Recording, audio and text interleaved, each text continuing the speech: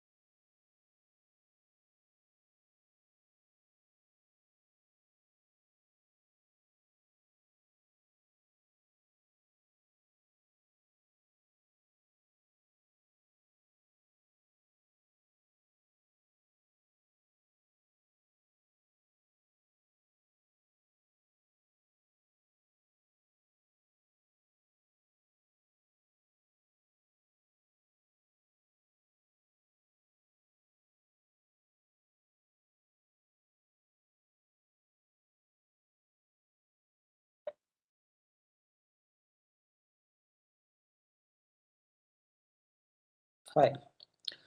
So welcome to day 4. So how many of you are regularly attending all the last 3 sessions? Can I see thumbs up, hand rise? So how many of you has attended regularly? Last 3 sessions. Lakshmi Prasanna, great. Shravani, Raghu Babu, Sneha, great. See, even though it is useful or not useful, please do make a consistent habit of attending this webinar for the next 10 days. The reason is we'll be marking the attendance based on your email IDs only. So based on that, we'll be giving the certificate mentioning the Old Pharmacist Day celebrations kind of thing. So on the 10th day, maybe we are planning something like surprise. Let us see who is the biggest speaker I can get. I'll make him to speak to you all. But before that, please do make sure that you attend all these webinars. Done? So today, the day 4, the webinar topic is career in clinical CRO.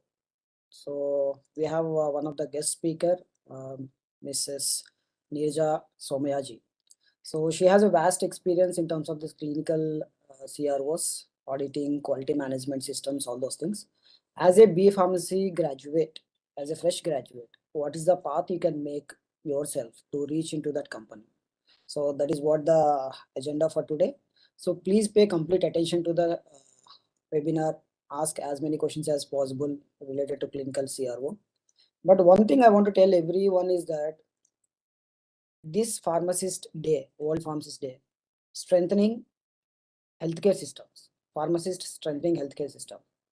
So we know what is the what we call growth or maybe career, what pharmacy people are right now having, especially from the last 3-4 years.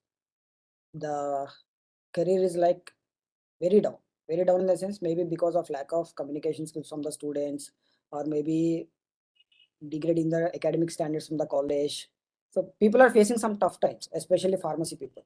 So my point to everyone is that don't be in a depression mode or what we call disappointment mode. You can think like, what is the thing you are doing as a pharmacist? How much you are contributing to the society? That is very much important. Instead of thinking that I have done pharmacy, pharmacy has not done anything for me. You think in the other perspective, as a pharmacy graduate, maybe B Pharm or M Pharm, what you are contributing to your society. So based on your confidence levels, definitely your juniors will be get motivated, and they will be knowing more opportunities from you. So you act like a coach there, you act like a senior there. So don't depress yourself and think that my salary is less, no good jobs, no growth in career, all those things. Instead of that, change your focus, shift your focus to betterment and growth. Then I hope you are understood my point, you got my point. So let us invite our speaker of the day, Neerja Somayajee. So as I already introduced to her, so in her words, it is better she will be sharing her experience, how she has done from B Pharmacy to all the way journey to head QA, quality assurance, and getting into the general manager level. It's a very inspiring journey. So let us listen to in her words. Ma'am, welcome to this day 4 webinar. I think you are on mute. Umashankar garu. Hello, can you hear me? Yes, now it is audible. Yeah. So good evening all. And thank you so much, Umashankar garu, for inviting me for this event. Highly delighted and enthusiastic to, speak to so young generation, young and budding entrepreneurs, leaders, so many people, under this small screen. So as Umashankar, he is my MPharm classmate. Okay, but whatever he said is, I'm not of that level or of that mountain. I have just I'm also a pharmacist like you all. Maybe you are upcoming pharmacist. I have completed 21 years back, and after that, everybody in those days there was no GCP and all that stuff, so there was only GMP and all the. Ma'am, good evening. So in those days, we had no choice. All girls used to go for QA and QC, and all boys used to go for either a medical rep or a manufacturing area. So that is how my journey started in quality assurance. Started with a small API company called Sri Krishna Pharmaceuticals, and then moved on to Natco, Aurobindo, Dr. Reddy's. And in Dr. Reddy's, my journey started with good clinical practices because there was no person there, so they just transferred me there. I had no clue when I started my career in GCP what it was, and it was way back in 2005, where we were aware of ICA GCP. In those days, it was RVEN, but very few CROs were there, and very few organizations used to get the GCP work done because ANDA submissions were very less, and everything was paper. There was no electronic. Even we had AE forms to be written in hand and faxed to us. So I started my career in those eras. And the current HPLC, what you see is with some software, Empower software. We didn't have that software also. So from that era to a complete electronic era, I have moved on. I have sailed on. So yes, it is a difficult journey being a mother, being a wife, being a daughter, being a female. It's a difficult journey, and I can see many female budding pharmacists are being seen. So it's not a very cakewalk because we have a lot of responsibilities at home and we have a lot of responsibilities at office. So you have to deliver both equally.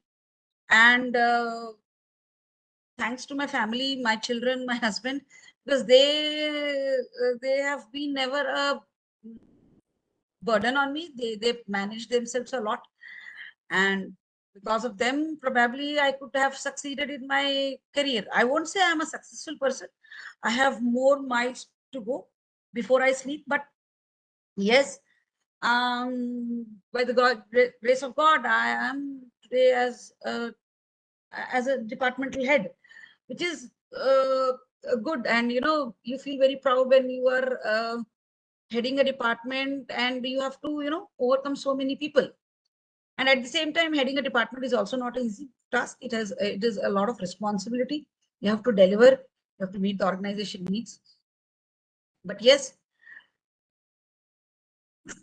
things were destinified, so probably it's the God's grace that I am here.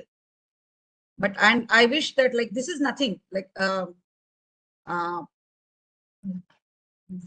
I expect you all guys to come up as not only departmental heads. I want you all guys to come up as NOSH positions in big MNCs. I want few of you to start your own entrepreneur. I want few of you to become an entrepreneur. And like our journey was different, and you guys have a better platform to perform. You have good learning medias, and you have more advanced technologies to grow. So I expect you all to be much better positions at a faster pace, because going 1,000 kilometers in a train and going 1,000 kilometers in a flight is obviously different. So I see you all guys are in aircrafts and rockets. So I want you to grow rocket pace. So Uma Shankar Garu, can I start the discussion today? Yes, ma'am. But before starting, I would like to convey my sincere thanks to you for taking your time despite your busy schedule, and because of your passion, really we are very happy and thankful getting you as a speaker. Thank you, madam. We can start. Thank you. It's my pleasure too, and for inviting me. Ma'am, good evening. How are you, ma'am?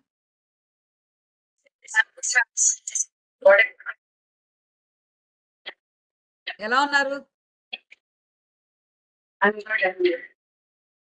Great. So actually, your help was also a very big instrument when I was pursuing my pharmacy. Thank you. Yeah. So I always say this, because of Jyoti madam pressure, I have completed my pharmacy, or else I have stopped with B Pharm. yes. So Jyoti madam was a driving force for all of us to complete our MPharms. Yes. So today, how many budding pharmacists are there with us?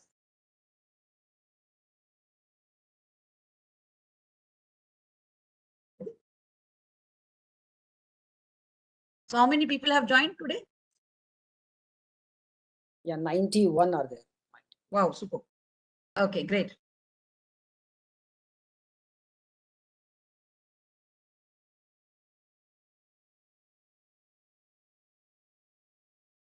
One second, let me open my slides.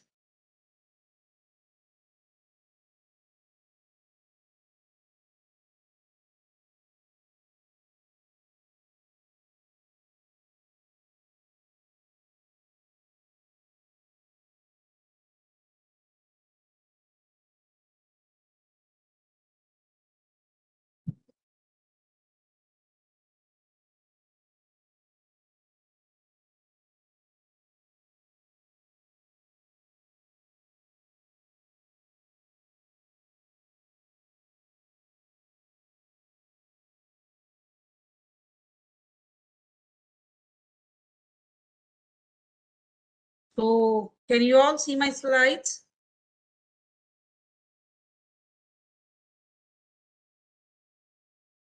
Can you all see my slides? Yeah. So can I start? Uma Shankar Garu, can I start? Yes, madam, please, you can start. Yeah, please. So once again, good evening all. Just trying to navigate you on the careers in clinical area, how you can initiate your career up to where you can grow. And I cannot tell you how much you can earn, but yes, I can tell you that how up to what level you can grow. So today's agenda will be just an introduction, and then careers in clinical studies, preclinical and clinical, and then just an overview of pharmacovigilance area and the quality management system. Basically, this pharmacovigilance and the clinical area is nowadays upcoming a lot, because there are so many companies who are opening up their pharmacovigilance divisions in India, which are being operated globally. Okay, so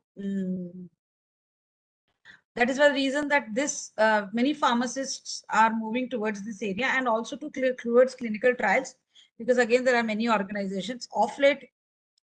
Organizations like BMS, Pfizer, Novartis, yes, have been a big hub for pharmacovigilance in India. BMS has just opened an office in Hyderabad also for pharmacovigilance and clinical trials. So few of the sections are being opened in Hyderabad also, Shamirpet. And the another, day before yesterday's news was Biocon has opened a very big facility wherein clinical trials is also going to be there in Hyderabad. So you all know this. Can you see my full screen? No, some patches are coming on the screen. Yeah. You can Now, stop the sharing and you can reshare it. okay. So I have to stop sharing. Yes, you can stop and reshare again. Okay.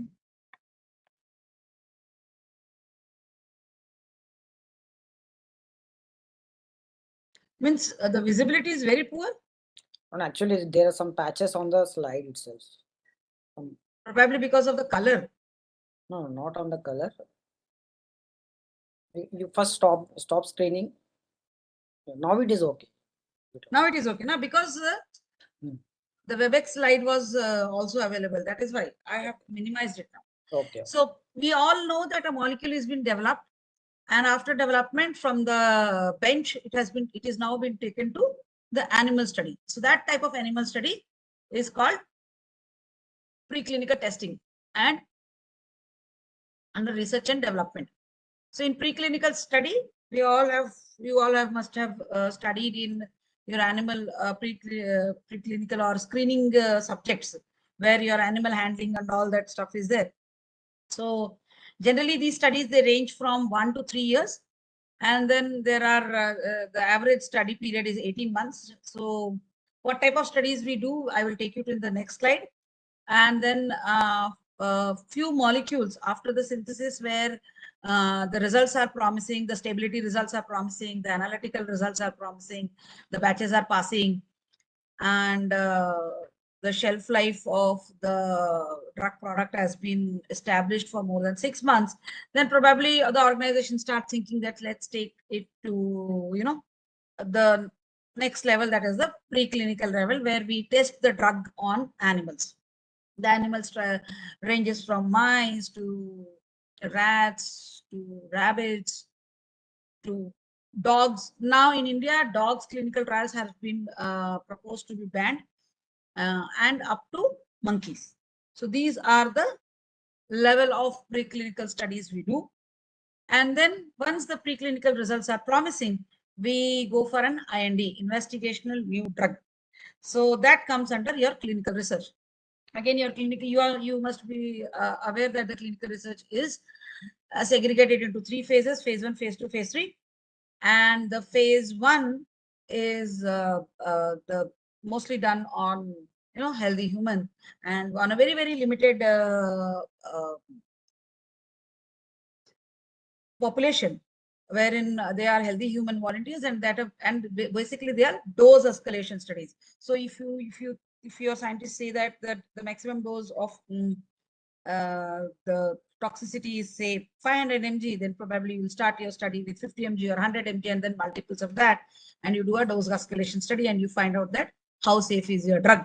Here we do not find any efficacy, but yes, sometimes we look into, majority we look into the bioavailability and the Fed studies also, means food effect study and some other type of studies which are important for phase 1. If and then once the results at phase 1 are promising, we go for phase 2. Here we go for the actual population where we expect them to be used for future, where the indication is been given. So after the dose escalation, we now fix with a one dose, and then we take an approval from the regulatory by submitting all this data, and we start dosing on the patients. The third phase is the same phase. Here, number of population is very less. The subjects are less here. The subjects are more here. And here, the actual efficacy and safety results are being understood. And if your results are promising and you have less safety and better efficacy, then we will go for a submission of your NDA. That means new drug application. And based on the new drug, based on all your GMP and the GCP data, that means your CMC data, chemistry, manufacturing and control data, and your clinical data, if they are, and preclinical data, everything is promising, good, then our NDA will be reviewed and we will get an approval to market. That is called as MA, marketing authorization. Once the marketing authorization is being achieved and you launch your drug, then you have to observe the adverse events or the serious adverse events. That is called post-marketing surveillance or pharmacovigilance.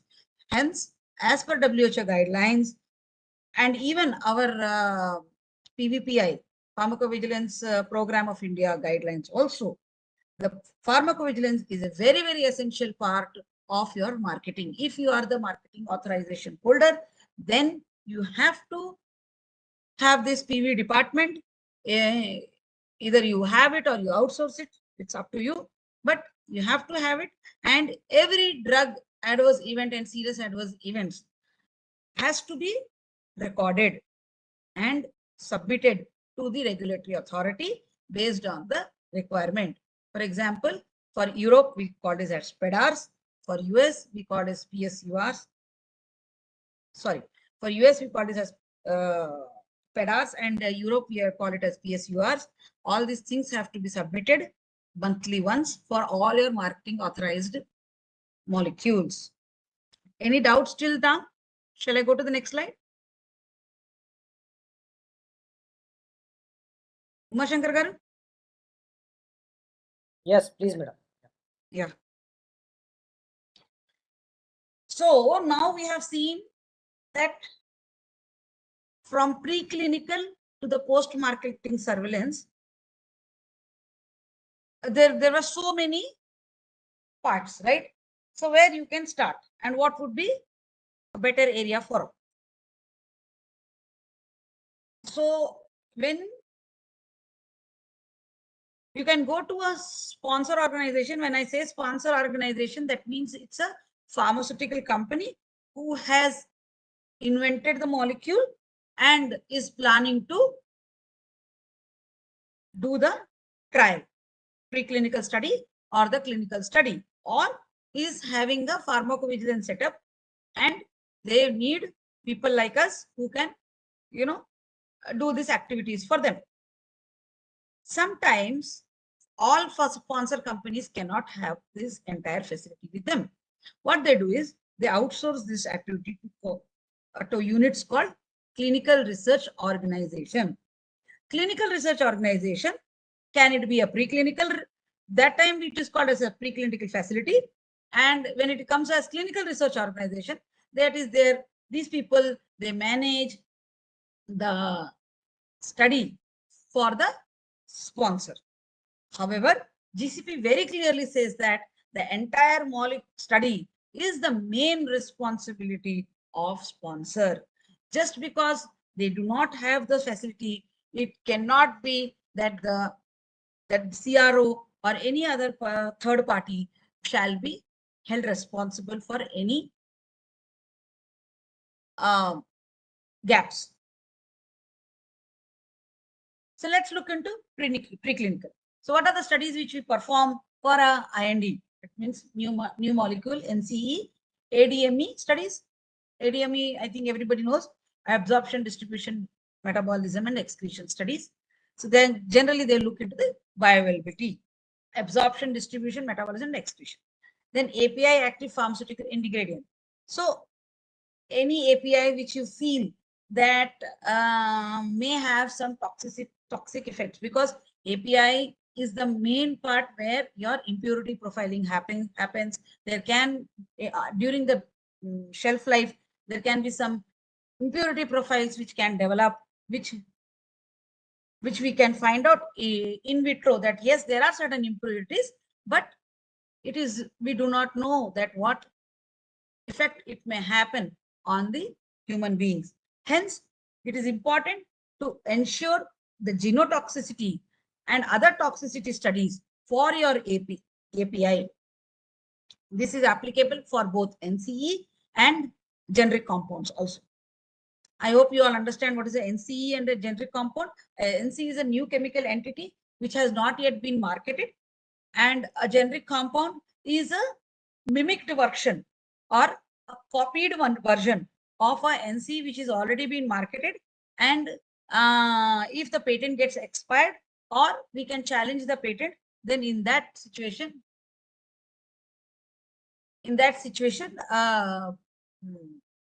it is called, we call it as generic. And there are certain pharmacokinetic studies to understand the kinetics of the drug, absorption. Again, it depends on, again, it's same as, Then there are certain preparation studies. There are certain toxicity studies. So what are the areas where you can, start your journey? The first thing is research associate. So it's a very entry level job. Mostly freshers are being preferred for this type of areas. The research associates will it's just like an entry level job where you have been trained for a particular activity. You can be a CRO there, or you can be a animal husbandry in charge, or something like that, but and then quality associate. So again, there are wherever there is an operation, obviously there is a quality. So this is again, quality associates are in HR terminology, it is like executives or a trainee job. So again, it is given to the entry. It is again an entry level job. Medical writing, you have to write a protocol, you have to write a case sheet where your trial is being conducted. So there are case sheets, and then again some other documents, like again at a very entry level, where you have to just collect the data and put it in a given format and pass it on to the another level for review. So again, they are again entry level jobs. So bioanalytical research scientist. So whenever we do a trial on animals, we collect the samples. It can be a blood sample, it can be a plasma sample, or it can be a tissue, anything where we collect the samples, they have to be analyzed. So we do a bioanalytical analysis, or sometimes we do clinical pathology analysis also. So these are the 4 areas where I feel young pharmacists like you who are just college pass outs can start your entry level. So what happens after this? After this, as you grow with knowledge and passion towards your work, then you reach. So this is a typical organogram.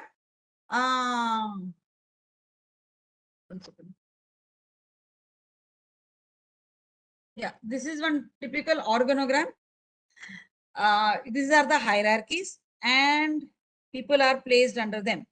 So what happens is, So when you go on, achieving experience in your field, you become from junior level to mid level and mid level to senior level. And then there is a head medical writing. There is a principal investigator, which is into animal husbandry. Generally, principal investigators, we cannot become principal investigators because veterinary doctors are more preferred here. Study directors, bioanalytical heads, yes, after M-Pharmacy, and sometimes people go ahead. PhDs also. After this, they can, as they grow with 10 years plus experience, they become medical director. And above all, there is a head of the quality, this is a parallel thing, who directly reports to the management here. So head quality, they, again, as I said, that you start your level with as an associate, and then as you grow with 10 years, 12 years experience, you can become a head quality there. And above all these people, means head quality directly reports to management, but above all these people, there is a head of the institute. So generally, they are again with 20 plus years experience in that particular field, and their job is more to manage. So this is how you can grow in a preclinical, typical preclinical setup. But in India, there are very few preclinical institutes, but yes, there are many upcoming preclinical institute also. Vimta in Hyderabad, Advinus, and Dr. Reddy's Origin. Origin is also having a preclinical setup. IICT is having a preclinical setup here. So in Hyderabad, there are 3-4 companies who are having preclinical setups, and in other places also. Advinus is in Pune. So this is a good area if you are really interested and you love animals and you can feel that you can handle animals very well. It's a very good area, but again, a very, very narrow area because growth becomes very narrow in these areas. But if yes, your interest is towards this thing, then nothing can stop you. I would try to share one saying. If you are offered a seat on a rocket ship, don't ask what seat, just get into it. Because sitting in a rocket is something which is not usual.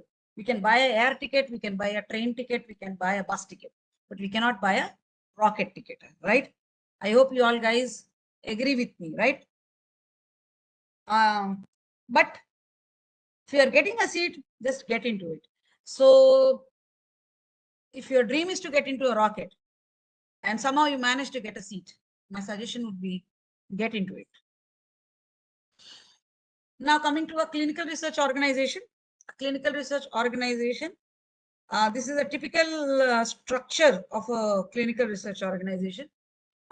These people are the people who help a molecule to get the study done from phase 1 to phase 3.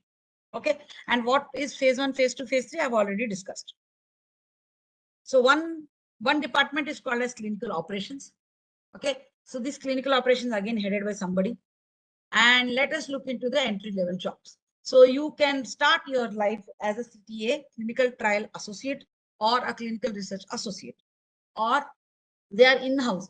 So if you give this setup is possible if in case of sponsor era also. So it is not only, the setup is not only available in CROs, they are also available in sponsors, because they are also they also have to have an eye on the CRO. So in order to have an eye, they also need this type of structures. All departments may not be available in sponsor end because few of the activities can be outsourced. But yes, sponsor needs to have a clinical research, a clinical operation team. Sorry. Clinical operation team at their end too. So, Magaru, am I going very fast? Are the people in line? Because I cannot see anybody's no problem, madam. gestures here because it's only the screen which I can see here. No, it's fine, madam. It's fine. But only thing is that our people are very quiet, so they don't respond. I think you have kept everybody in mute. Yeah, I request everyone, please do give some emojis there, some questions there. Because I so cannot that, see, yeah, some emojis I can see, but my concentration on the slide, so I unless and cannot until see you are any. not interactive, then definitely madam will feel bored. So please give some response there. Yeah, ma'am. No. My concentration is only on the slides. Yeah. So if something is there, you please interrupt. Madam, you are going too fast. Yeah. Somebody has raised an hand. I will answer all the questions once I complete my presentation. Please make a note of all your questions. I'm here with you, guys. Okay. So I'm going to answer all your questions. So please bear with me till I complete my presentation. So these are the entry levels job at a clinical operation department. This is a typical operation department. And then as you grow up to the department head. So after 6 to 7 years of experience, you may lead to project management, where you'll have a project, you have a trial, and then you have to manage at different site level with CRAs, with monitoring, IMP, and then efficacy testing, then safety handling, everything you have to do. So this is going to be your mid-level growth, and then as you grow, you become a departmental head. So initially, you will find soon after your college, you will find you to be placed here. Okay, probably after 2 years you will be here, and then probably after 4 to 5 years, and then probably 7 to 8 years. So like that you will go. Data management. So data management is another very upcoming, already up also. There are so many organization in India who have come up with data management. Even IT sector, TCS, Wipro, Infosys, and there are so many CROs like IQA, Parexel, Icon Clinical Research, even Cognizant, one of the IT companies. All these people are into data management. What is data management? Data management is an area where your clinical CRF, clinical record forms. Okay, so these are the forms where you write the happenings of the trial. So all these forms are now electronic. So when I said that when I started my journey in 2005, everything was paper. We didn't add anything electronic. Okay. And that time, photocopying was also a very expensive thing. What we used to do is, we used to print the CRFs in a typical printing press. And we used to send bundles, like how you get this receipt bundles. We used to send those bundles like that. So nowadays, everything is electronic. And before Corona, I think somewhere in 2020, I heard that Pfizer has filed a study in FDA where no human intervention is required other than the patient and the principal investigator. Every human intervention, when I say human intervention, that there's nobody on the site working on the patient. So we are entering into that era. And even when you guys start your career and then you come to this mid-level, there will be AIs also, hopefully, artificial intelligence. So this is a very, very upcoming area. I would, people who are interested with working with computers, developing softwares, so they can explore this area. So how do you enter? You enter with basics data entry level. So you have CRF's paper source data or paper CRF, and then you start giving a data entry level. And then you go, you can have also go as a QC or QA coordinator, because as I said, whenever there is an operation, there is always a quality control. So you can go there as again in our entry level itself, as I went. And then comes your validation programmer. You are aware of how the data entry is, so now you can write a program also. And then again assistant data manager, and then lead data manager, and then head data manager. So this is how you can grow in a data management level. So again, entry level, then mid level with 5 to 6 years experience, then lead is 10 to 12, and then 15 to 20 is your data management. So this is also a very good upcoming field. Then comes your pharmacovigilance.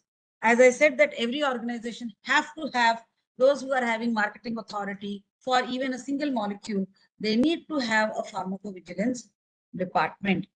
Again, there are so many companies who are coming up with pharmacovigilance outsourcing.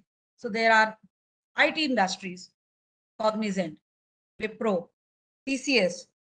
TCS does a lot of pharmacovigilance job. Parexel, IQVIA, Apser. They are the big pharmacovigilance companies. There are small, mid-level pharmacovigilance companies also based out of Hyderabad. And the sponsor themselves have the pharmacovigilance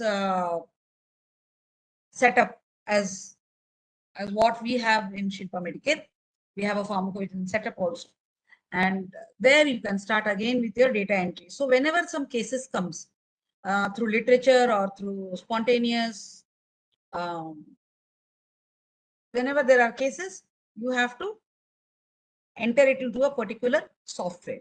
So again, there is a software for pharmacovigilance. There is no paper-based pharmacovigilance left. Everything is software-based. So you have to enter your pharmacovigilance. You have to enter the case report data or any adverse events which have been reported, or you have identified from your literature, or regulatory has published these. If in these three cases, somebody has to enter, then obviously somebody has to review. Then there is a medical monitor. Generally, in this role, we keep only doctors for understanding the probability of the adverse event, whether it is probable with the drug, not, or how serious it is. All this understanding has to come through a medical monitor. Hence, only doctors are preferred here. Then there is a safety expert. Again, there are doctors only for safety expert. And then there is a pharmacovigilance physician. His job is also to look into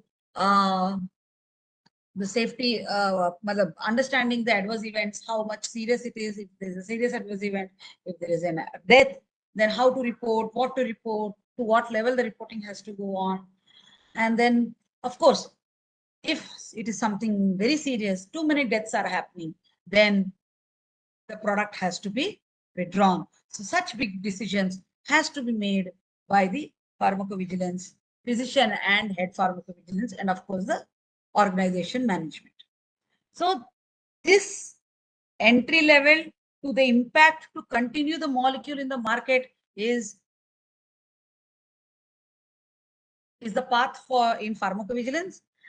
And yes, we do have a lot of scope in pharmacovigilance.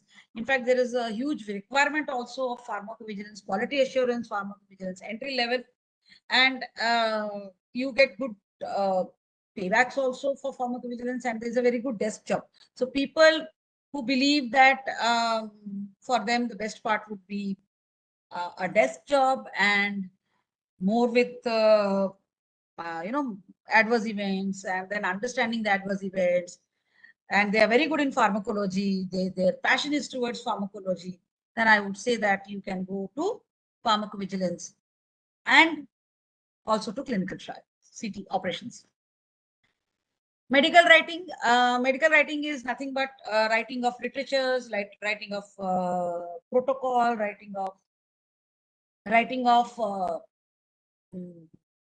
CRFs and ICFs, writing of source, making templates for source, and then finally, once the trial is done, then we have to write a report. So they all come under medical writing. And medical writing, again, you can get an entry-level job where you get a template and you will be told to write something in that template, and then reviewed after by many hierarchies, and then finally you can become a head. But here at medical entry, again, you should have a passion of searching literature. You should be a staunch reader. Sorry, I think I went to some other slide. Yeah, you should be an voracious reader. So reading should be your passion.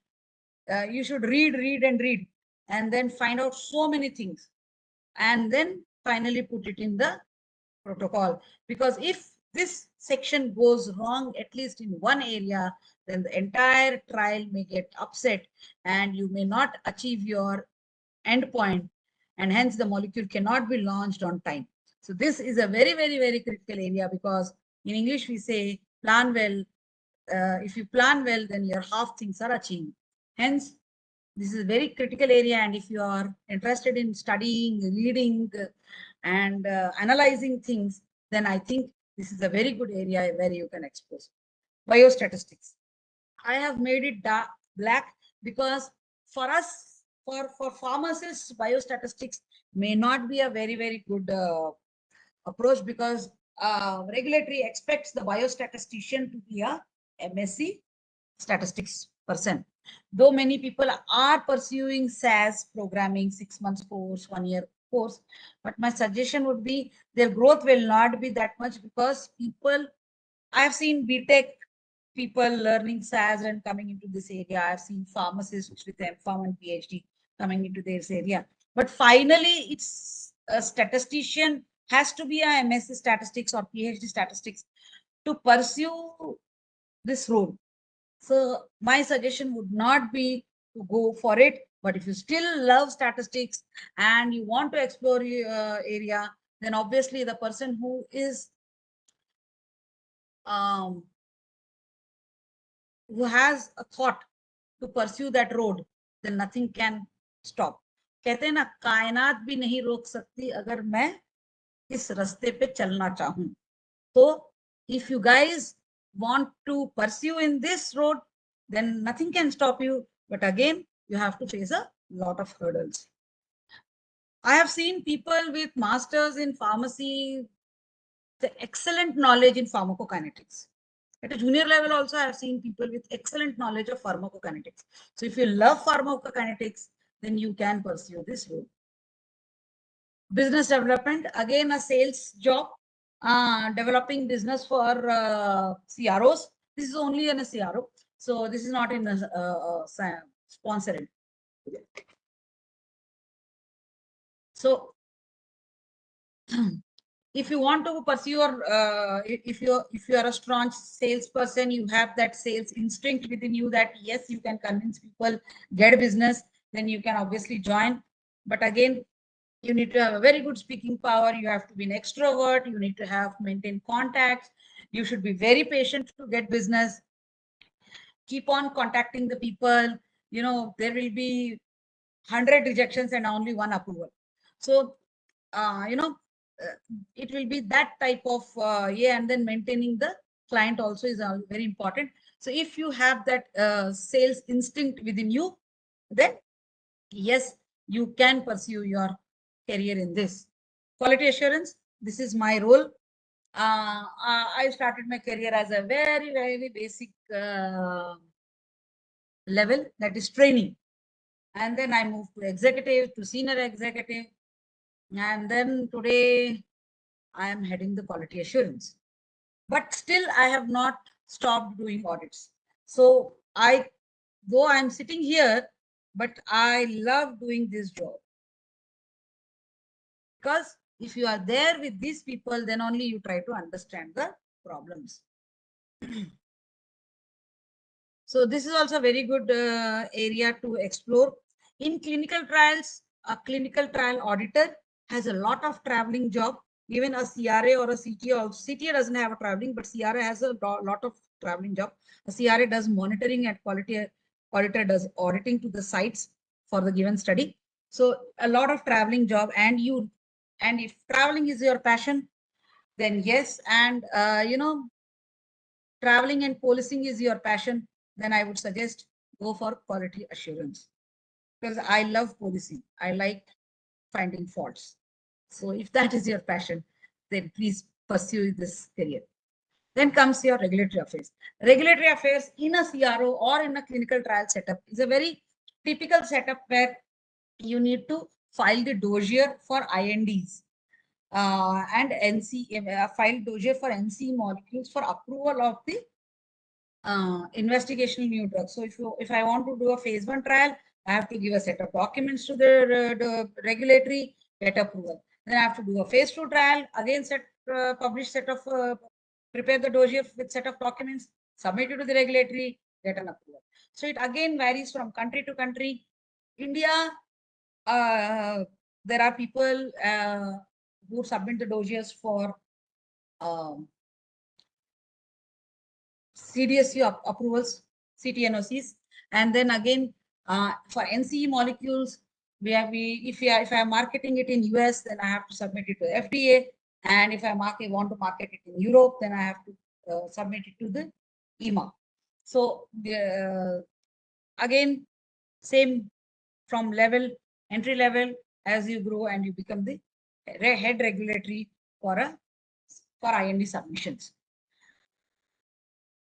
And then medical affairs. Generally, medical affairs is an area where mostly doctors are preferred, and growth may not be that much until unless you are really, really strong with your pharmacology, and you can, handle the problems which comes in medical affairs. So generally, they are like the adverse events and the serious adverse events which go into the labels during the marketing of the drug or prior to the marketing of the drug. So whenever you make a product label, you have to prepare the safety part and the efficacy part, and that is being taken care by medical affairs. Even the sales of the drug product has a medical affairs department which helps them to understand the pharmacology of the drug and help them to present it better with the physicians. So as I said, that if you are a staunch business a business person and you can convince people, very extrovert, then what you have to do? You have to source the business, then manage and coordinate for the study conduct. Because you are like a water security force for the organization, wherein you face the sponsor and you get the business and you have to maintain the business. So these are going to be your key job descriptions or responsibilities. Ensuring that the regulatory and EC submissions are of acceptable quality, support investigator as and when required, finalization of investigator agreements and contracts. These are the things which is going to be your. I will share this presentation with Uma Shankar. So if anything is there, you can just look into it. Key functions in, so again, data management. So as I said, that there is a data entry person, and then there is a data verification by whatever has been verified, entered, has been entered properly in that particular respective area or not. Then there is a verification by. So here, when I say that database creation, updation, and validation and block. So there is a set of people who create the database on a given software platform. So generally, Oracle is a given software platform. Then Clinovo, nowadays Clinovo has also come up. Then our software is also one of the best softwares which is coming up for database creation. In this database creation only, it is a CRF which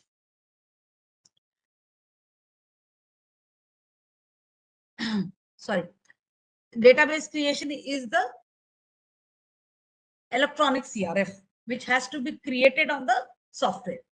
And then as the trial is going on, you may have seen that, you might see that something we missed during the creation, or we have having a lot of problems, or like something we have made a very huge CRF. So what we can do is we can cut it. We have find that there is a repeated information. What we can do is we can cut the information. So then that is called as updation. Sorry. Okay. And then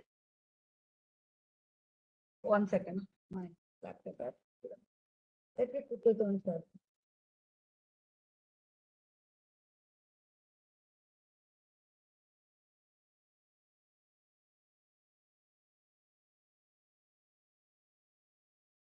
Yeah. Yes. And then as the data is getting entered, we have QC and QA people to verify whether these data are being properly entered, all the queries are being closed. After everything, this is sorry. Yeah. So then coordination with operation team to resolve the queries. That's what I told. CDM software training and validation. So people who develop the software have to train the people, have to do a validation also whether the data can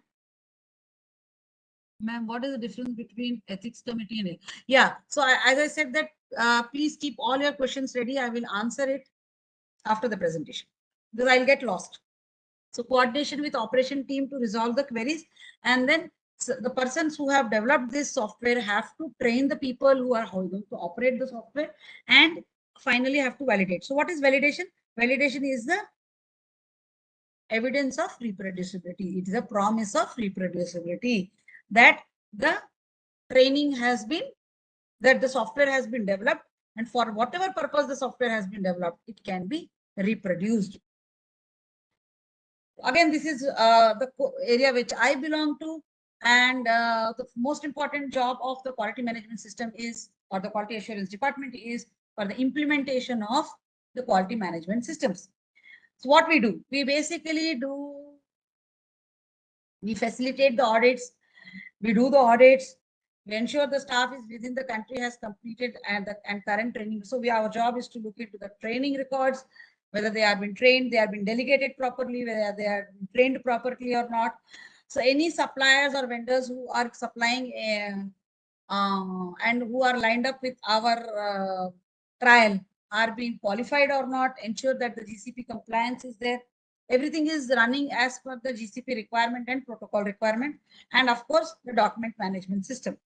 When I say it is a document management system, means right from the generation of the document to the data entry, to the review, to the storage, and again in future, if it is required, it retrieval of the data. So this is what is we call as document management system. Everything comes under document management system, and we call it as LQA++, attributable, legible, contemporaneous, original, and we can retrieve complete, and we can retrieve it also in future. So again, coming to regulatory affairs, as I said that regulatory affairs department submit the dossiers for IND submissions and at different levels. Medical writing, their job is to draft the protocols, departmental SOPs, clinical research report writing, and abstracts and expert writings, CRF preparation, regulatory submissions, to give the documents to the regulatory submission, and then technical documentations for clinical trials. Like there are so many manuals and other guidance documents which are required to be given for the people to perform the clinical trial. E-learning module writings. Suppose you want to have a GCP module writing, you want to have a trial related module writing, then you can have this e-learning platforms where you prepare the modules, you dump it into the modules, and then whenever I want, I can just refer the module and understand it. And then medical writing medical cases. So if something happens, an adverse event, then you have to write entire the case history. So these are also very upcoming field where a lot of pharmacologists or pharmacy background persons are being taken.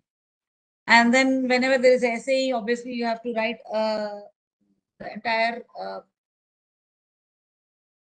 narration for the SAE, that what has happened, what is the condition, to different stakeholders. Your sponsor is one of your stakeholders.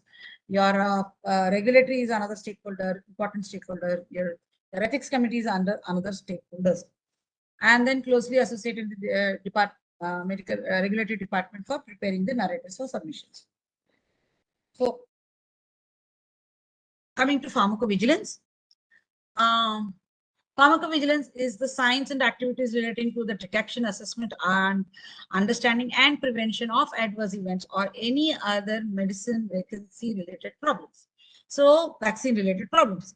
So you must have heard that if in the year of 2020, 2021, if somebody has suffered with corona, then we have taken a drug called favipiravir, if I'm not wrong.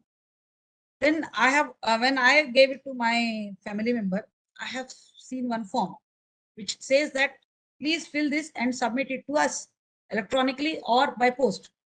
that what any adverse events you have observed, anything. So similarly, each and every drug product which has been marketed has to have a platform where the patients can report any of their adverse events or serious adverse events or adverse effects to the sponsor company. They will take it forward and they will analyze that whether the drug has adverse effects because of the adverse effects were because of the drug or maybe because of the pre-existing ailments to the patient. And then they note it, they tabulate it, they analyze it, and as I said, again, they produce it to the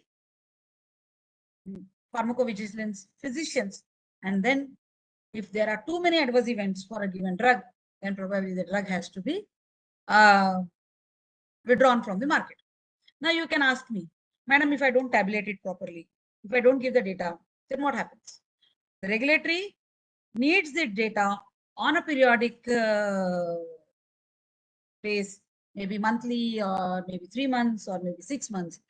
And they are also vigilant along with us, where we have to report everything genuinely to the regulatory. And based on our report, they come for inspections, maybe yearly once, maybe once in 2 years, and they inspect all our procedures of pharmacovigilance, and they ensure whether we are promptly reporting all our adverse events or not.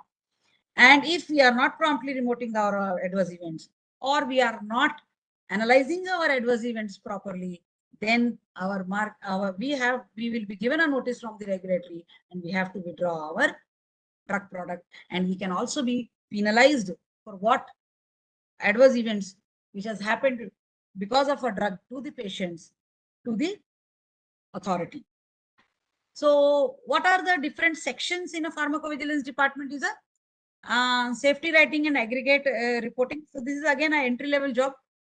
Many freshers are being taken in this safety safety writing. And then signal detection and management.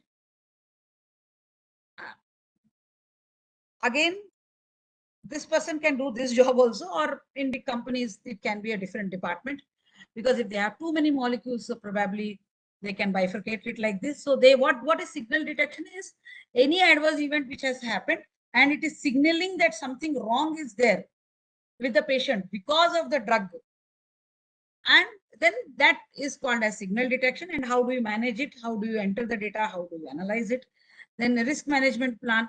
So for a given molecule, what are the risks related to this, and what are the how can we mitigate the whether have we informed them, have we informed our patients about all these risks, all these warnings, all these box warnings which comes in a product label, have we informed that or not, also comes under pharmacovigilance.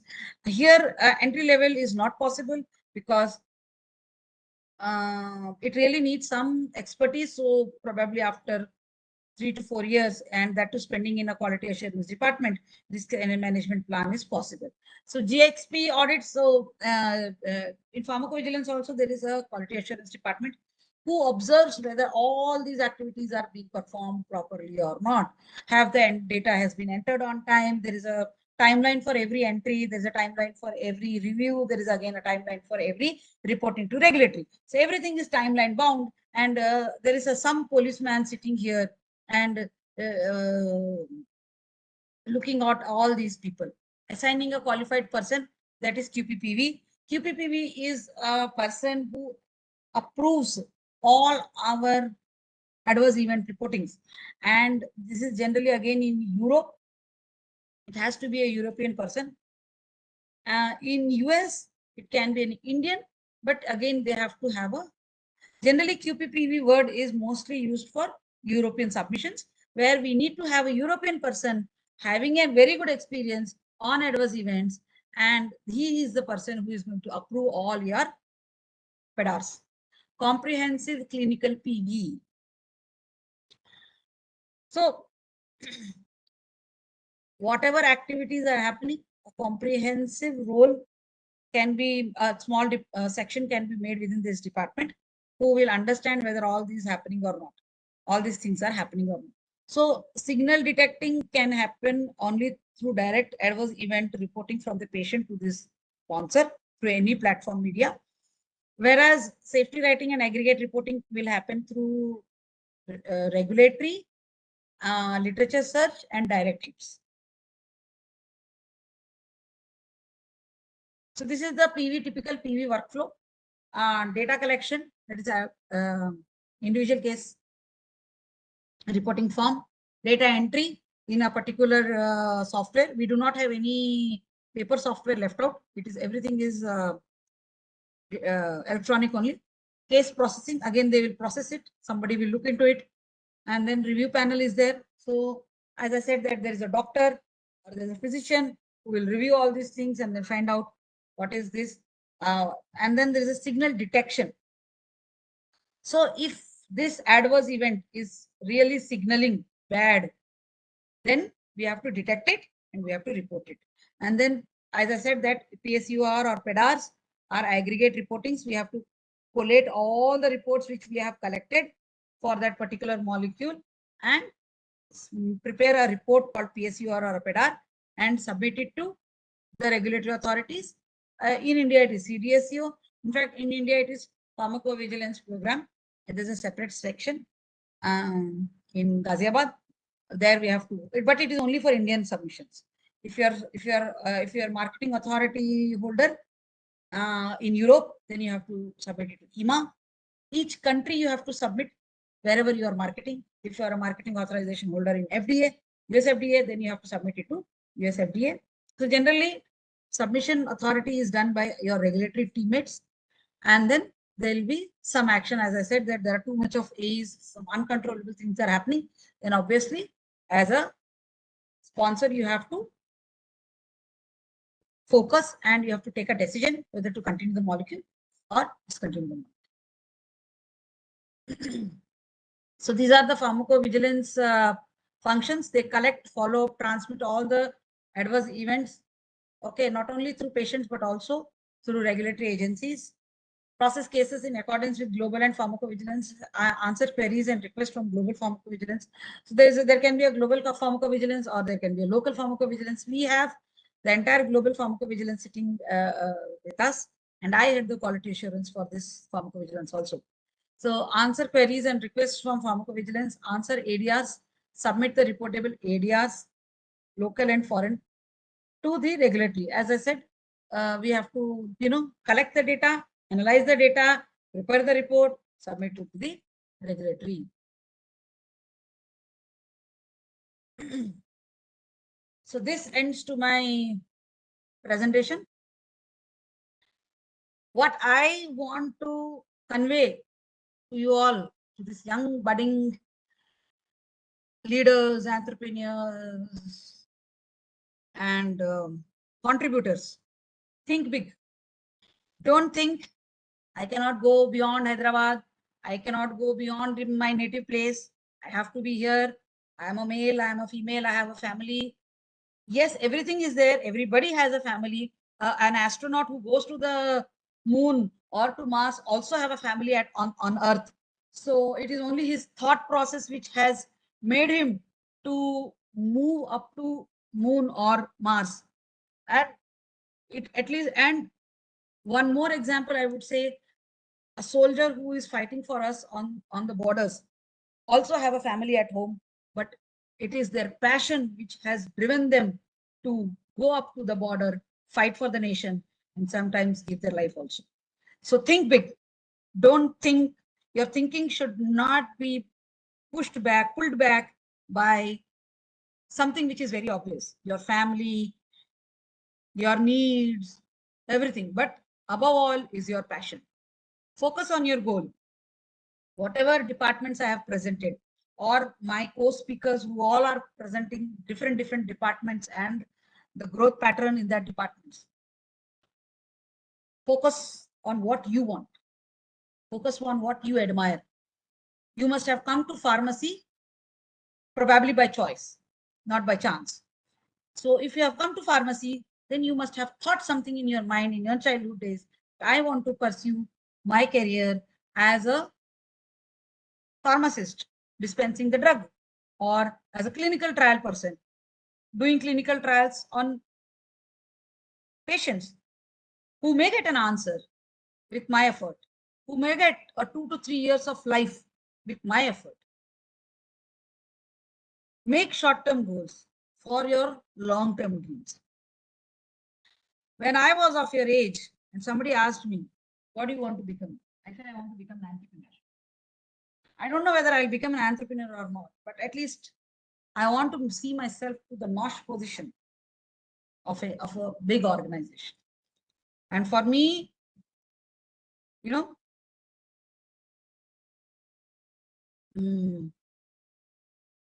I have to walk along, work hard and smart. To this generation, I would like to specify this word as hard. Nothing comes free of cost. Nothing is a cakewalk. All the leaders who have come up, you can see a political leader, you can see a spiritual leader, or you can see industrial entrepreneurs. They have not come just because they thought just simply, time and destiny has made it. No, they worked hard. They worked too hard. They left their families for many a times. They left all many important events many a times. They did not go home for Diwali and Dashera many a times, but they worked hard. There are people who don't get anything other than their retirement benefits, but still people work hard. If you see this Chandrayaan team, they have worked very hard because that is just a 600 crores project. And आज तो बॉलीवुड में एक 600 करोड़ का picture बन जाता है, लेकिन they have worked hard with that 600 crores and they have made the Chandrayaan 3 successful. They have left everything, their children's birthday, their marriage days, festivals for that deadline. So you have to work hard. If you want to achieve, you have to work hard, and you have to work smart also. So you have to make certain decisions which are smart. Sometimes you have to change the roles. Sometimes you have to change the organization. Sometimes you have to change the city. Sometimes you have to change the nation. But your ultimatum is your goal. My advice to every young person is work for knowledge. Don't work for money, because success के पीछे मत भागो, excellence के पीछे का पीछा करो, success झक मार के तुम्हारे पीछे आएगी. I hope you all remember this dialogue. This is from Three Idiots, and I really believe in this dialogue because I always worked for this till date, and probably till the last day of my career also. I will work for this only, but not for success or money. Success can be in many terms: monetary terms, position terms, name in the society. But I always worked hard for this till date, and I probably till my last day of my career also I'll be working hard for this. So with this, I end my presentation. I don't know. Let me see. Yeah.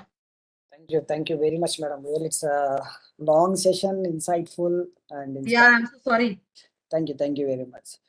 So how is the session? Any feedback? Can we clap for the madam with emojis? Oh, thank you. Umashankar, I will share this presentation with you so that you can have it in your library. Sure, Anytime sure. students may require, you can just guide them. Thank you all. Thank you for your patient hearing. Now the forum is open for questions. Yeah. So I'll read out some questions here so you can answer them. So people are asking, what is the scope of pharmacovigilance in coming generation? People are Yeah, that is what I said in my initial session, that there are so many companies who are competing with their own pharmacovigilance departments. They are outsourcing into big IT sectors like CTS, TCS, Cognizant, Parexel. Parexel is again a CRO. Wipro. Wipro also has a small pharmacovigilance team. Apsar is a CRO who does a lot of pharmacovigilance job. who does only pharmacovigilance job. So there are so many companies who does a pharmacovigilance job, and India is gradually becoming a hub for pharmacovigilance. Yes, you can get into pharmacovigilance, but again, as I said, that if you are really interested, if you are good in pharmacology, if you are good in picking up things and reporting it fast, then yes, you can place yourself to the best in pharmacovigilance.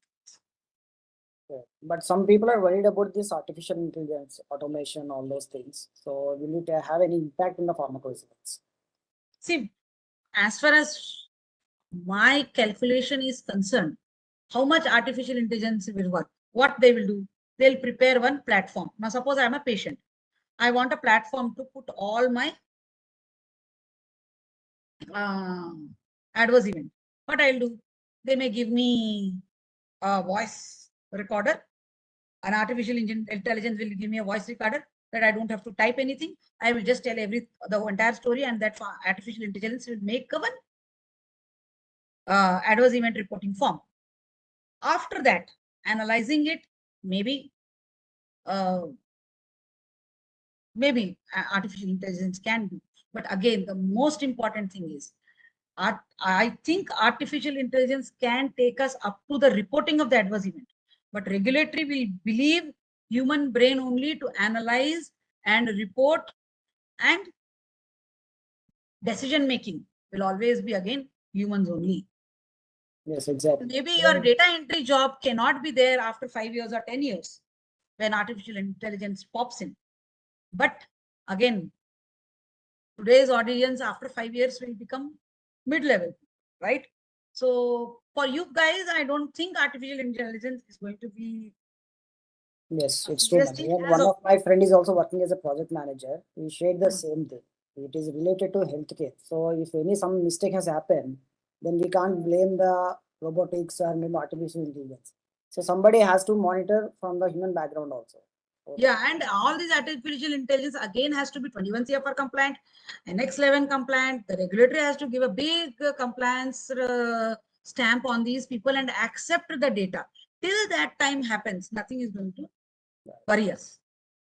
Correct. So somebody is asking, can we do clinical research PV after completing B.Pharmacy, or it is necessary to go for M.Pharmacy? After B.Pharmacy, and nowadays I'm seeing many PharmD people are also joining this thing. But I always say that continue your studies, at least reach up to masters.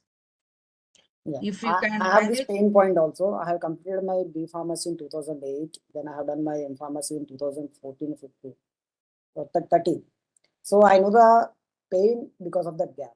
So if you can finish your PG immediately after completion of B.Pharmacy, that will be more acceptable and welcome. The reason is, once you have the gap, that gap may lead to another 10 years, 15 years, and after 15 years you want to go for M.Pharmacy, then again it will be a difficult challenge for you. So my suggestion to everyone, even in the recent faculty meet also, I told all the faculty members, please motivate your students to complete your B.Pharmacy, then immediately after M.Pharmacy. Immediate after M.Pharmacy. So we'll go with another question. What is the difference between regulatory affairs and drug regulatory affairs? Regulatory affairs and? Drug regulatory affairs. Drug regulatory affairs. Yeah. Regulatory affairs and drug regulatory affairs. There is specifically, there is nothing called drug regulatory affairs. All regulatory affairs are regulatory affairs where they deal with drugs only. Okay. So any questions, please do message here. Yeah, another question is difference between ethics committee and institutional review board. See, they both are same only. The terminology is different from country to country. IRB is used by EU. Sorry, US FDA. So, and IEC, Institutional Ethics Committee, is used by CDSCO and European Union and all that people. So there is no difference. Okay, you can call it as IRB or IEC. Both are same. Yeah. And Samina Begum is asking that, do we need to join any PG diploma courses after PharmD? I would say you invest money only if they give promising placements. Otherwise, don't waste your money. Because he's asking me big question: AE, ADR, and SAE. What is the difference? And what is the process of SAE reporting to licensing authority? 1 second. I'm not able to get your question. Can you tell me? Can you repeat? It's actually very lengthy question. Sai has asked many questions. It is he's asking like, what is the difference between AE, ADR, and SAE? AE is the adverse event. Yes. ADR is the adverse drug reaction. Okay. And reporting of these things is the adverse event reporting. ADRs. Okay. So, What is the immediate reporting and 14 days retail prescription? No, that is 14 days concept comes with the CDSU, only CDSU, where you have to report an SAE during a clinical trial or post-marketing. Generally, it is if you are having a post-marketing surveillance trial, phase 4 trial only, you have to report a SAE to the CDSU in 14 days. Okay. That is the maximum time given. First, you have to give an initial reporting, then 24 hours, then you have to give a 14 days reporting. Okay. In adverse events and adverse drug reaction, they both are different. Huh? Adverse event is a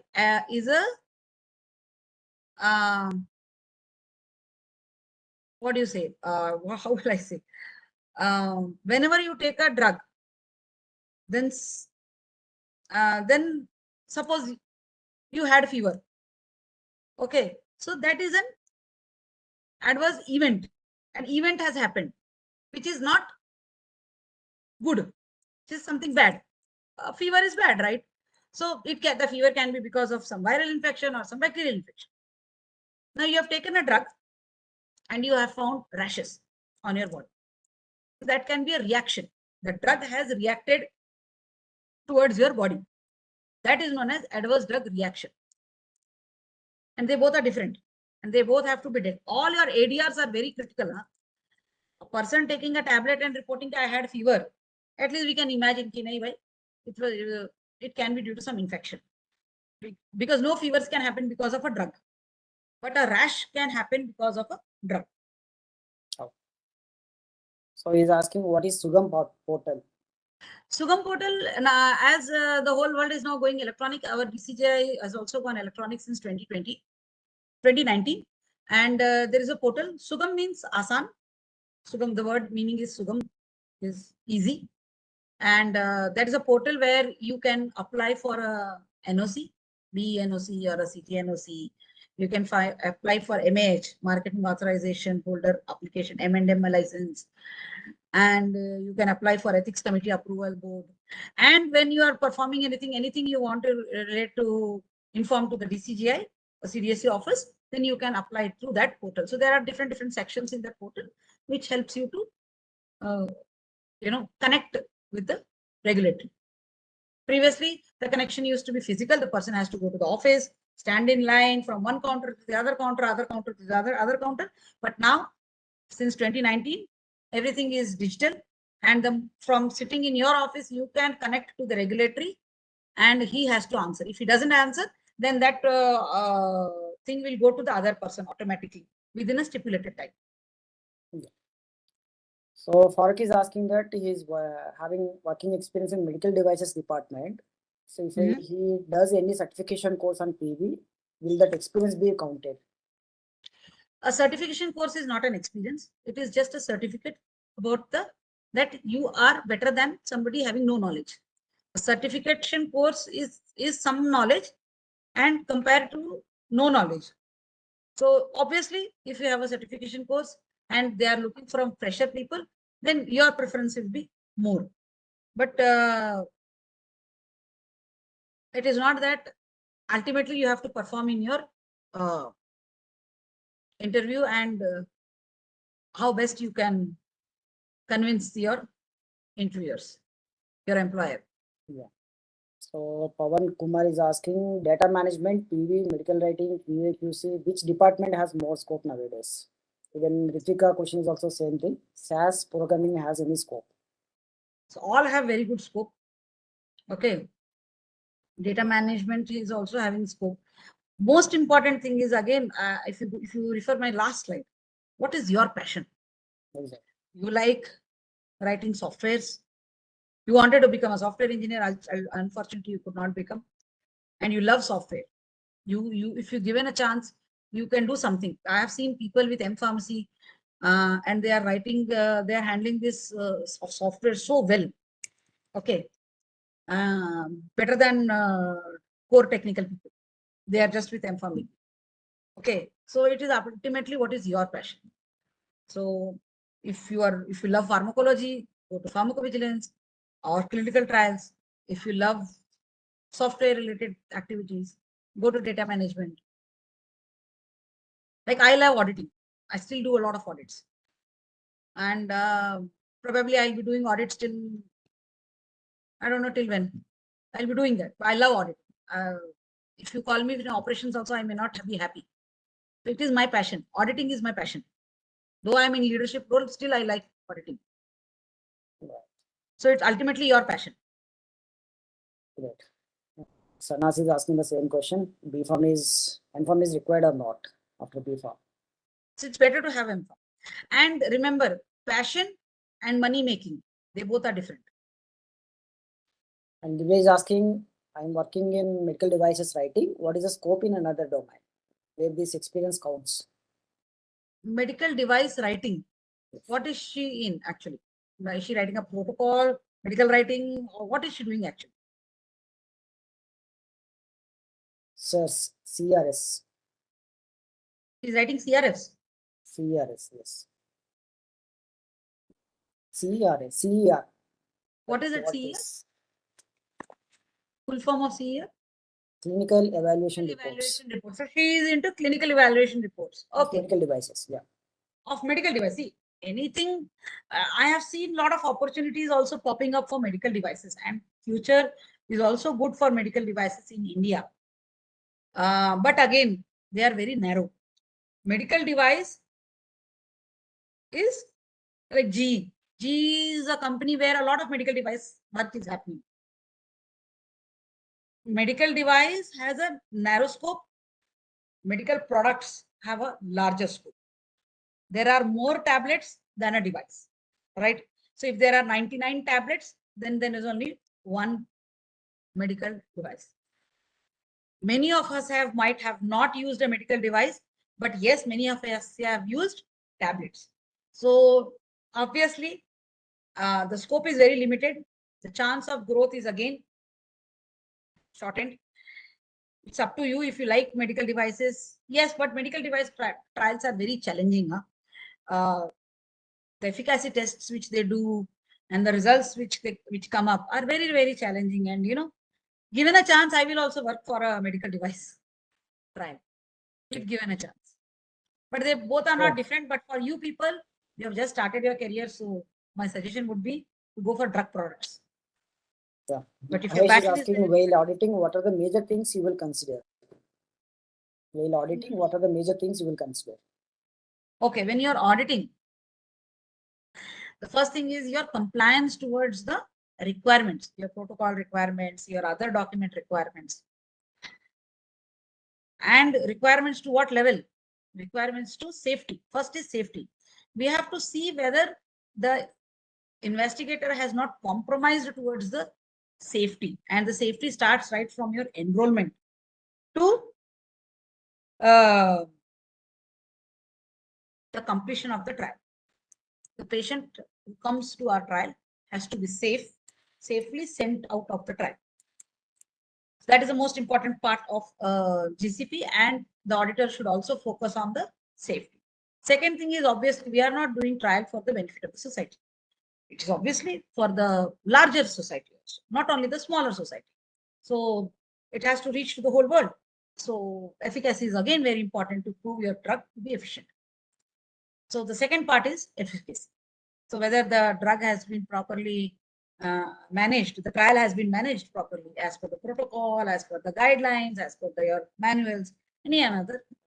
So these are the most two important core areas on which your entire trial, entire audits run. If your checklist or yourself, your knowledge is very good towards it, which again comes from experience, you can be one of the best auditors. Yes. If any other questions, please do ask. We'll close in another 5 minutes. So really, thank you very much, madam, for your time. What the closing time? So even if it's a working day, I know it's a busy schedule for you, but still you have made your time for this presentation. Yeah, luckily, like I could make it. Yeah. So any questions, please do ask. Somebody joined the meeting now. No, actually they are joining and they are leaving. Maybe some these issues, no?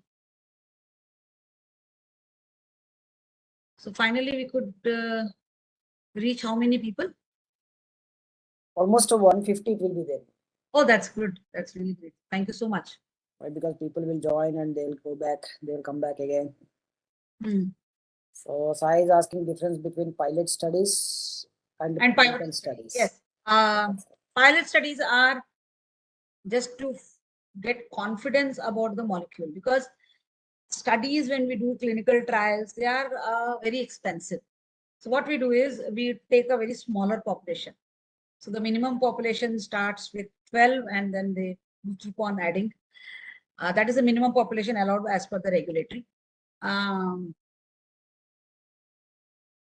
So that is when we do a pilot study, we see the results. Most important is safety and then the efficacy. And if both are promising, then only we go for a pivotal study. That again starts with based on the ISCV, intersubject coefficient variation, or based on your phase 3 trial, how much population will be promising to get the data, enough data to prove that your drug is efficient. Yeah. So then we go for a higher, because most of the trials are more than 10 crores, like that. So in order to go to that level, you need to have some confidence. Without that confidence, you really cannot do. So until unless you make 2 good chapatis, you cannot make 100 good chapatis. So it is just like that. So Syed Muskan is asking how many days take to get approval in plant to release offer letter. What plant? I'm not sure whether she is asking about the placement or. Okay. Why we are believing somebody has written something? Placement. What placement? Mahesh is asking that why US Pharmacopoeia, why not Indian Pharmacopoeia? I don't do any placements. You can ask Uma Shankar if he does any placements. Right. So Mahesh is asking that why US Pharmacopoeia, why not Indian Pharmacopoeia? What? Sorry, Uma, I cannot get your question. Why we believing US Pharmacopoeia, why not Indian Pharmacopoeia? See, if you have to market your molecule, if a drug product in US, you have to work along as per the US Pharmacopoeia. If you want to market with India, you have to use Indian Pharmacopoeia. If you want to market in Europe, you have to do European Pharmacopoeia. So it is only and only if your drug complies to that particular country's pharmacopoeia, you will be allowed to market there. Otherwise, you will not be. Right. Even I heard this question from one of the meeting from the manufacturers of this pharma. Yeah. So they asked the drug controller, why we need to take approvals again and again. So the drug controller told only one thing: when you are exporting your product to out of the India, you give all the certifications, all the quality assurance, everything. But when you are manufacturing in India, why you are not following the regulations? This is a simple thing. So when they want money, they will do all the certifications, everything. But when they manufacturing it locally, they will mismanipulate. They will not follow the regulations. Great. So any other questions? We'll close in another 2 minutes. Really, it's a great insightful session, madam. It's a long and people has got enough knowledge, enough awareness regarding their career in clinical CRO. So how do you feel, guys? Any feedback? People also sitting for a long time along with me. Thank you all. The session. Great. Thank you, sir and madam. My pleasure. Sai is asking so too many subject questions. Definitely, Sai, I'll give my contact number. You can talk to madam also.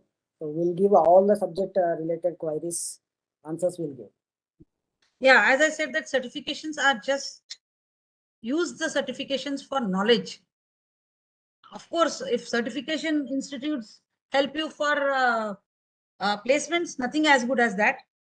But just don't think that having a certificate along with you will fetch you a job for a sure. It is ultimately the knowledge and what output you give during your interview is also very important. Many of us, they think, yeah, we have a certificate and then, we can bag a job. I did a certification course in intellectual property rights, but till date, I could not get a job in IPR. I did it in 2003. Oh, It's not that I could not do well in my interview. Somehow, it never worked with me because I was not working in R&D. That was the answer, feedback I got. That time I was working, so I was not working. I was working in plant. So I was not working in R&D. So people did not allow me to come into IPR, intellectual property rights. But still, I remember many things from IPR. So most important thing is knowledge, then certificates. true. If you have knowledge, people will recruit you and you will grow only. Nobody can stop your growth. So any questions? So thank you very much everyone for taking your time and attending for the session. So we'll be sending this presentation in the mail. What we have, you logged in at the time of this meeting. So we'll be sending the PPT to that same. Or else, if you are in the community group, we'll forward the PPT in the group. Just I'll share the link here, community link. You can join there. I appreciate Uma Garu also for, what we do is we work for ourselves, but Uma Garu is working for the society. Okay. He's been striving. I keep on seeing his status and like how he's striving for you all, making good drug inspectors, giving a good opportunity, platforms. So I feel he's a real shepherd for our. Thank you very much. That's a big word. I appreciate all the efforts of Uma Garu and madam. Thank you very much, ma'am. Thank you, madam. So any words from you, Jyoti, please? Thank you very much. Actually, I have been like more than 7 years అయిపోతుంది మిమ్మల్ని చూసి. 8 years అయిపోయింది. I was like very much happy and thank you for your appreciation. Like ఇంత time తీసుకున్నందుకు. They have asked అంటే like 2 days before the same ఇంచుమించుగా ఒక same session పెట్టాము regarding this IT sector. The students were like interacting, they're asking about some like kotta questions అయితే వచ్చినాయి మాట ఇప్పుడు. I think they have clarified some more in a different way లో చెప్తారు answering అంతా కూడా. Thank you for that. My pleasure, madam. I hope like everybody got like cleared about IT sector. అంటే మొన్న ఫస్ట్ డే వెబినార్ తో దీంతో ఇంకా అసలు వాళ్ళకి క్వైరీస్ ఉండకూడదు మాట అట్లా క్లియర్ చేశారు. And like Sarni madam ఇంత పెద్ద ప్లాట్ఫామ్ క్రియేట్ చేసి ఇంత మందిని ఇన్వాల్వ్ చేయడం is not a small thing and really I appreciate. నిరసిత నియోగ, I cannot do all these things. I really cannot do. But I really appreciate Uma Garu and Jyoti madam. Thank you very much, ma'am. Thank you all. Thank you. I hope everybody must have enjoyed. Sure. Ma'am, somebody has asked a question. Yeah. Ma'am, how to continue in US in clinical research having an India PG?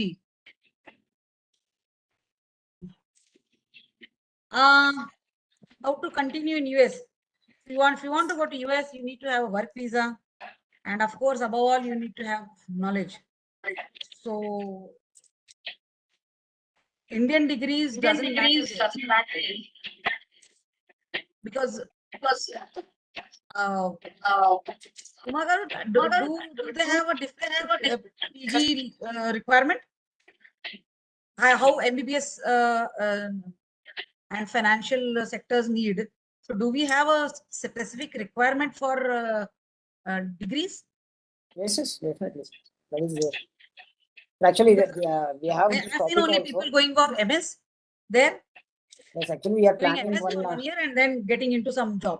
That is how I've seen. We planned that title also by Mr. Dr. Anil Kalwal. How to make your journey to US as a research associate. So That is what people go to MS for MS and then they finally settle down. yes, or else after PhD they can go for PDS as a research associate. But majority people go for MS and then they settle down in US after the degree, working there. So this is how people migrate or get married, go to US. That is also a good option. Sure, ma'am. Thank you. Thank you very much. Ma'am. Thank you. Sorry for this last answer because I am not good in that because I have never tried like that. I always worked for India and for Indian companies. Right, ma'am. Bye-bye, ma'am. Thank you. Thank you, ma'am. Thank you all.